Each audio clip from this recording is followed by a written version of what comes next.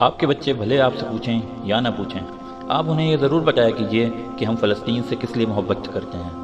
ہم فلسطین سے اس لیے محبت کرتے ہیں کہ یہ فلسطین انبیاء علیہ السلام کا مسکن اور سرزمین رہی ہے، اور رسول اللہ صلی اللہ علیہ وسلم کا قبلہ اول اور آپ سے پہلے تمام انبیاء علیہ السلام کا قبلہ بیت المقدس رہا ہے، جو کہ فلسطین میں ہے۔ حضرت ابراہیم علیہ السلام نے فلسطین کی طرف ہجرت فرمائی۔ اللہ تبارک و تعالیٰ نے حضرت لوط علیہ السلام کو اس عذاب سے نجات دی جو ان کی قوم پر اسی جگہ نازل ہوا تھا۔ حضرت داؤد علیہ السلام نے اسی سرزمین پر سکونت رکھی اور یہی اپنا ایک محراب بھی تعمیر فرمایا۔ حضرت سلیمان علیہ السلام اس ملک میں بیٹھ کر ساری دنیا پر حکومت فرمایا کرتے تھے۔ چونٹی کا وہ مشہور قصہ جس میں ایک چونٹی نے اپنے باقی ساتھیوں سے کہا تھا، اے چونٹیوں اپنے بلوں میں گھس جاؤ، یہیں اس ملک میں واقع اسقلان شہر کے ایک وادی میں پیش آیا تھا جس کا نام بعد میں وادی النمل چونٹیوں کی وادی رکھ دیا گیا تھا۔ حضرت زکریہ علیہ السلام کا محراب بھی اسی شہر میں ہے۔ حضرت موسیٰ علیہ السلام نے اسی ملک کے بارے میں اپنے ساتھیوں سے کہا تھا، اس مقدس شہر میں داخل ہو جاؤ۔ انہوں نے اس شہر کو مقدس اس شہر کی شرک سے پاک ہونے اور انبیاء علیہ السلام کا مسکن ہونے کی وجہ سے کہا تھا۔ اس شہر میں کئی معجزات واقع پذیر ہوئے، جن میں ایک کنواری بی بی حضرت مریم کے بطن سے حضرت عیسیٰ علیہ السلام کی ولادت مبارک بھی ہے۔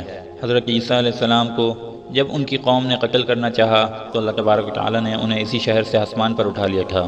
قیامت کی علامات میں سے ایک حضرت عیسیٰ علیہ السلام کا زمین پر واپس تشریف اسی شہر کے مقام سفید مینار کے پاس ہوگا۔ اسی شہر کے ہی مقام باب لب پر حضرت عیسیٰ علیہ السلام مسیح دجال کو قتل کریں گے۔ فلسطین ہی ارض محشر ہے۔ اسی شہر سے ہی یاجوج ماجوج کا زمین میں قتال اور فساد کا کام شروع ہوگا۔ اس شہر میں واقع پذیر ہونے والے قصوں میں سے ایک قصہ طالوت اور جالوت کا بھی ہے۔ فلسطین کو نماز کی فرضیت کے بعد مسلمانوں کا قبلہ اول ہونے کا اعزاز بھی حاصل ہے۔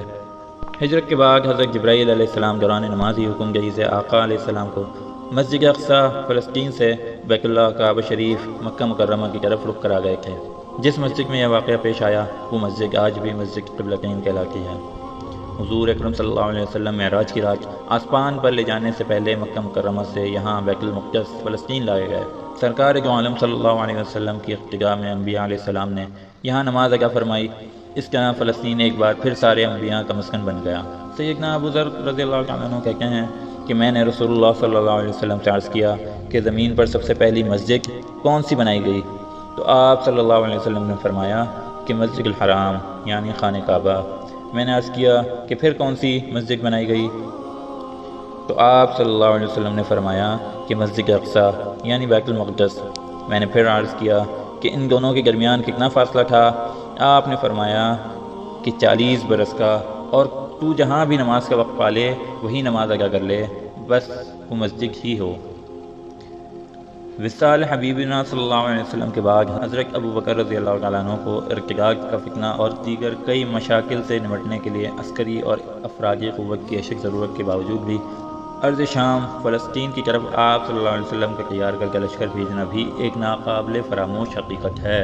اسلام کے سنہری دور فاروقی میں دنیا بھر کے فتوحات کو چھوڑ کر محض فلسطین کی فتح کے لیے خود سیدنا عمر کا چل کر جانا اور یہاں پر جا کر نماز ادا کرنا اس شہر کی عظمت کو اجاگر کرتا ہے۔ دوسری بار بعینہ معراج کی رات بروز جمعہ 27 رجب 544 ہجری کو صلاح الدین ایوبی کے ہاتھوں اس شہر کا دوبارہ فتح ہونا بھی ایک نشانی ہی ہے۔ بیت المقدس کا نام قدس قرآن سے پہلے تک ہوا کرتا تھا۔ قرآن نازل ہوا، اس کا نام مسجد اقصیٰ رکھا گیا۔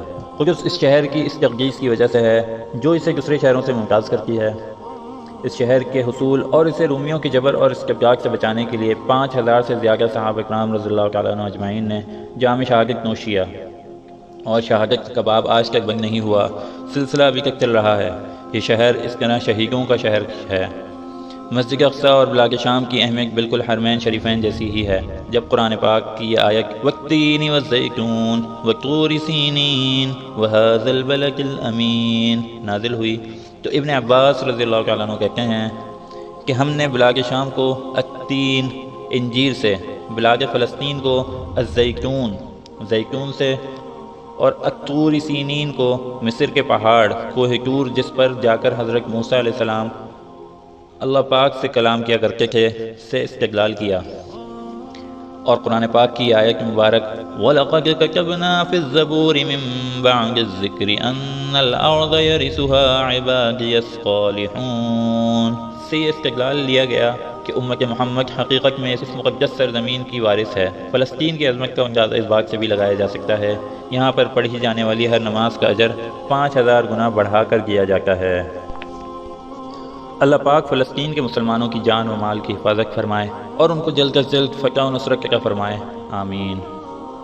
ملتے ہیں اگلی ویڈیو میں، جب تک کے لیے اللہ حافظ۔